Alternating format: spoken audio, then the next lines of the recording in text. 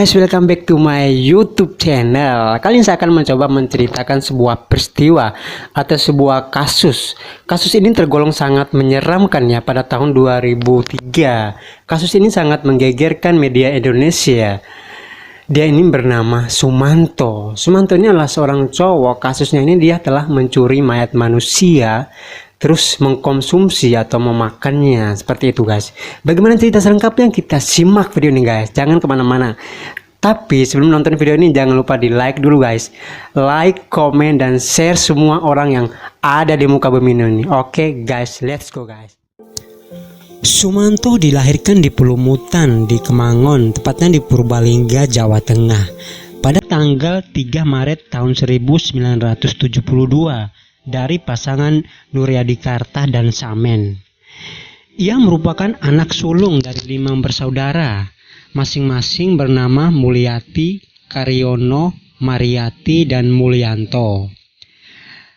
Pada masa kecilnya mereka termasuk keluarga yang berkecukupan karena warisan yang diperoleh ayahnya dari kakek dan nenek mereka. Sumanto menempuh pendidikan dasar di SD Negeri Pelumutan 1 dan ia dipanggil dengan nama Suman oleh teman-temannya. Sifatnya sebagai anak badung atau anak nakal ya mulai terlihat pada periode itu. Meski ia masih tetap mampu lulus sekolah dasar, niatnya untuk masuk ke SMP Negeri 1 Kemangon terhalang karena nilai Eptanas murninya tidak memenuhi syarat untuk masuk ke sekolah itu. Sumanto pada akhirnya mengulang kelas 6 di SD Negeri Pelumutan 2 dan ia lulus setahun berikutnya. Ia kemudian diterima di SMP pilihannya, SMP favoritnya, sekolah barunya. Jarak dari sekolah ke rumah ini cukup lumayan jauh ya, 3 km seperti itu. Dia setiap hari itu jalan kaki, pulang pergi jalan kaki. Aktivitas Sumanto ini sepulang sekolah adalah mengembala kambing dan mencari rumput di hutan. Pada sore harinya dia belajar ilmu agama di masjid sekitar rumahnya. Malam harinya dihabiskannya dengan menyaksikan layar tancap atau pementasan wayang oleh teman-temannya. Periode ini ditandai dengan kesulitan ekonomi yang melanda keluarganya. Masalah ini mau tidak mau mengakibatkan perabotan rumah tangga mereka satu persatu dijual demi memenuhi kebutuhan hidup mereka. Saat duduk di bangku kelas 3 SMP, Sumanto putus sekolah karena beberapa alasan tertentu. Salah satunya adalah perekonomian mereka. Sehingga beberapa tahun kemudian Sumanto ini nganggur, tidak bekerja, nggak sekolah lagi di Purbalingga. Akhirnya dia mengambil keputusan untuk merantau. Ya, di Purbalingga dia akhirnya merantau ke Lampung. Di Lampung dia diterima bekerja di salah satu perusahaan tebu atau perusahaan gula atau pabrik gula. Di sanalah Sumanto bertemu istri pertamanya ini yang bernama Sutrima saat bekerja di Lampung. Pernikahan ini tergolong singkat karena faktor kekerasan dalam rumah tangga. Setahun setelah bercerai dengan Sutrima, ia menjalin hubungan dengan seorang janda yang bernama Tugiem. Tugiem ini adalah warga Lampung yang bekerja sama satu perusahaan sama Sumanto, yaitu perusahaan tebu atau perusahaan gula. Mereka menikah pada tahun 1993 dan dikaruniai seorang putri bernama Titis Wayu Widianti. Setelah menikah itu, Sumanto ini jarang pulang ke rumah dan hanya sesekali pulang. Itu pun kekerasan dalam rumah tangga pun berlanjut lagi, jalan lagi. Sumanto ini suka kasar sama istri keduanya ini, suka mukul istri keduanya ini. Akhirnya mereka pun bercerai. Setelah beberapa tahun kemudian ya Sumanto ini bercerai dengan istri keduanya ini. Dia bertemu dengan salah satu dukun. Dukun ini bernama Taslim.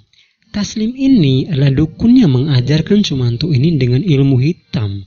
Dia bilang bahwa ilmu yang dia berikan ini dapat membuat tubuh Sumanto menjadi kebal, menjadi umur panjang, menjadi rezekinya berlimpah, menjadi hidup Sumanto itu lebih baik seperti itu. Dia bilang kepada Sumanto bahwa kalau kamu ingin jadi orang hebat dan sakti, kamu harus mengikuti syarat-syarat yang saya berikan ini.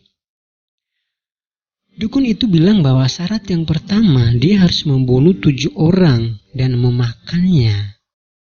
Syarat yang kedua, dukun ini bilang bahwa kalau kamu ingin lebih sakti lagi, kamu harus membunuh 21 orang dan memakannya sampai habis. Dan syarat yang ketiga, kalau kamu ingin menjadi lebih orang hebat lagi, kamu harus membunuh 42 orang dan memakannya sampai habis. Pada waktu itu Sumanto ini bingung memilih atau menentukan pilihan yang mana yang diberikan dukun ini ya. Akhirnya Sumanto memilih syarat yang pertama, yaitu memakan atau membunuh 7 orang. Setelah itu Sumanto ini langsung mencari mangsa-mangsanya. Pada saat itu target yang pertama yang dimangsa Sumanto ini adalah teman kerjanya yang ada di pabrik tebu itu. Pada saat itu dia mengajak teman kerja ini ke hutan ya. Di sana dia mulai bereaksi. Dia membunuh temannya itu dan memakannya secara mentah di hutan itu. Setelah beberapa hari kemudian Sumanto ini pulang kerja ya. Dia pulang kerja menuju ke rumahnya. Di dalam perjalanan kan dia jalan kaki dari tempat kerja ke kontrakannya atau ke rumahnya. Di dalam perjalanan Sumanto ini bertemu dengan salah satu begal atau perampok yang ingin merampok atau membegal Sumanto ini. Akan tetapi pada waktu itu Sumanto ini langsung menusuk si begal ini. Akhirnya si begal ini meninggal dunia. Setelah meninggal dunia Sumanto pun langsung membawanya ke tengah hutan. Sesampai di tengah hutan, dia langsung mengkulitin si korban itu. Langsung pisahin kulitnya, dipisahin sisa dagingnya atau isinya. Terus memakannya sampai habis guys. Pada saat itu Sumanto bilang bahwa mayat itu dikulitin dan dipotong-potong. Dan alat kemaluan atau alat vital dari mayat itu dipotong untuk dijadikan kalung jimat. Dan pada saat itu Sumanto mengaku bahwa dia memakan korban itu hanya 1 hari dan 1 malam. Setelah kejadian itu ya Sumanto pun pulang kampung ke Purbalingga. Dia pulang ke Purbalingga. Sesampai di kampung dia melihat kondisi atau keadaan ekonomi orang tua ini semakin parah, semakin memburuk. Tetapi pada waktu itu Sumanto ini tidak diterima oleh ibunya untuk tinggal bersama dengan mereka di rumah itu. Karena pada waktu dulu Sumanto ini pernah mengancam ibunya untuk membunuh ibunya. Akhirnya Sumanto ini membuat rumah atau membuat gubuk sendiri untuk tempat tinggalnya seperti itu guys. Pada saat itu Sumanto ini masih mengincar korban-korban yang lain ya, karena mengingat persyaratan yang diberikan dukun tadi. Hingga pada suatu ketika dia duduk santai di rumahnya atau di gubuknya itu ya. Dia mendengar suara alunan dari tua masjid mengumumkan bahwa ada orang yang meninggal dunia, yaitu seorang nenek yang bernama Rina yang berumur 81 tahun. Innalillahi wa inna ilaihi raji'un. Innalillahi wa inna ilaihi raji'un.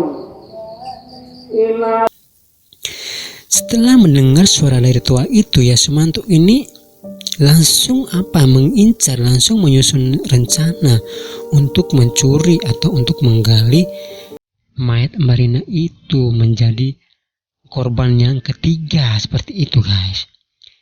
Setelah 16 jam kemudian Mbak Rina pun dikuburkan.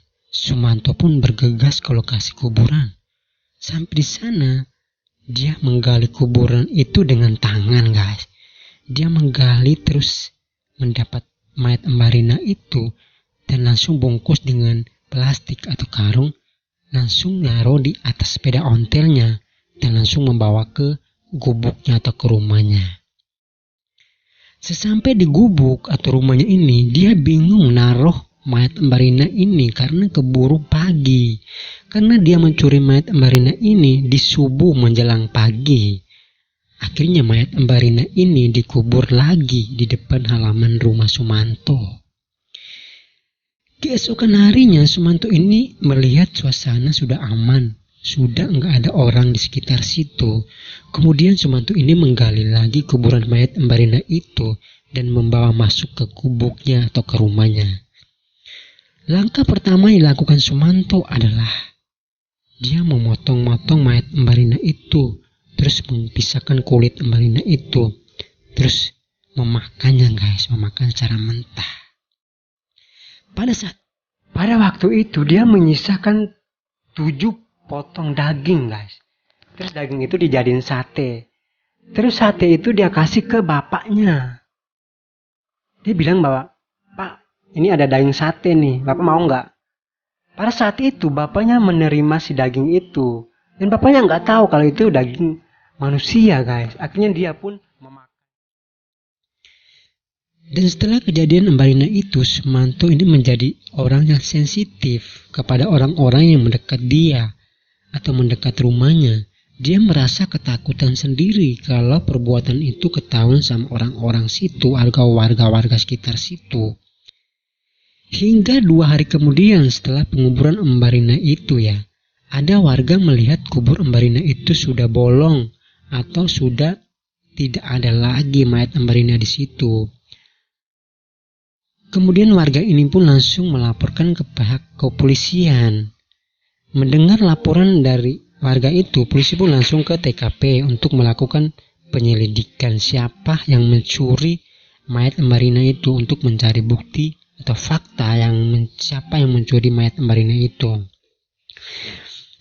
Tapi pada saat itu ada pengakuan dari warga dan merasa curiga sama Sumanto ini karena akhir-akhir ini Sumanto itu selalu marah, selalu sensitif kalau mereka mendekati rumahnya atau warga mendekati halaman rumahnya. Dan ada lagi mereka mencurigai Sumanto ini memakai kalung jimat di lehernya.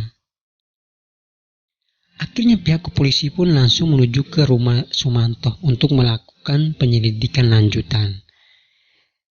Pada saat polisi menanyakan peristiwa pencurian mayat Mbak Rina itu ya, Sumanto ini tidak rasa bersalah. Dia langsung mengaku. Dia langsung bilang bahwa iya emang saya yang mencuri mayat Mbak Rina itu. Dan akulah yang memakan mayat Mbak Rina itu. Pihak polisi pun langsung menggeledah rumah Sumanto. Di situ, di dalam rumah situ ditemukan tulang-tulang manusia, sisa daging manusia yang berantakan di dalam rumah Sumanto. Dan pada saat itu, Sumanto pun langsung dibawa oleh pihak polisi ke kantor polisi. Keesokan harinya, pihak polisi ini melakukan rekonstruksi atau reka ulang tentang kejadian atau peristiwa Sumanto ini memakan daging si Mbak Rina itu atau mayat Mbak Rina itu. Pada saat itu Sumanto mempraktekkan dengan menggunakan tulang dan daging sapi. Ternyata rencana polisi itu bocor ke warga-warga. Akhirnya warga pun berbondong-bondong untuk melihat rekonstruksi yang dilakukan Sumanto itu. Pada saat itu Sumanto melakukan dengan tampak bersalah. Akhirnya warga di situ merasa marah, merasa jijik, ada yang muntah seperti itu. Hingga Sumanto pun lanjut lagi ke pengadilan. Pada saat di pengadilan, pihak pengadilan ini bingung menentukan pasal untuk dijatuhkan hukuman kepada Sumanto. Karena pada saat itu pasal untuk pencuri memang sudah ada, tetapi pasal untuk pencurian mayat manusia itu belum ada guys. Akhirnya pihak pengadilan pun membuat pasal baru tentang pencurian barang-barang rohani atau barang-barang antik ya. Akhirnya Sumanto ini dijatuhkan hukuman dengan pasal 362 KUHP dengan hukuman 5 tahun penjara. Di dalam penjara Sumanto ini berkelakuan baik ya, dia selalu berkelakuan baik sama orang-orang di penjara. Akhirnya hukuman Sumanto ini dikurangi menjadi 3 tahun penjara. Selepas keluar dari penjara atau dari tahanan, Sumanto pun langsung pulang ke Purbalingga, ke kampung halamannya. Akan tetapi sesampai di kampung halamannya, warga di sana, keluarganya di sana tidak terima, tidak mau Sumanto itu tinggal bersama dengan mereka. Mereka mengusir Sumanto. Sumanto akhirnya ada salah satu pondok pesantren atau rehabilitas mental ya, yang menampung Sumanto ini untuk tinggal sementara. Di pondok pesantren itu Sumanto diajarin untuk mendalami ilmu agama, dan dia seringkali diajak kiai untuk melakukan ceramah atau pembicara di saat-saat pengajian seperti itu guys.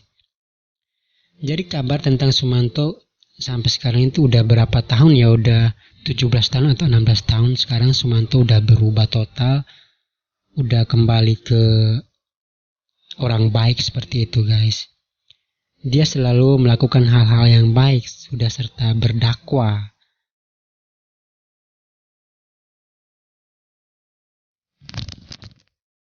Oke guys, jadi sekian dari cerita saya hari ini tentang peristiwa Sumanto itu ya.